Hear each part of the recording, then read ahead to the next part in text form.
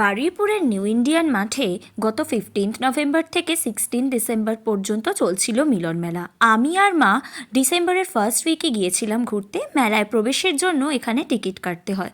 মেলায় ঢুকেই জাস্ট চোখ আটকে গেল এত নানা রকমের দুলহারের সম্ভারে। কাঁসা পিতলের বাসন থেকে শুরু করে বিভিন্ন ঘর সাজানোর জিনিস, আর আমাদের মেয়েদের জন্য তো দুল, চুড়ি, হার, আংটি, মাথার ক্লিপ, মানে সমস্ত রকমের সাজের জিনিসে ভর্তি থাকে এই মেলা।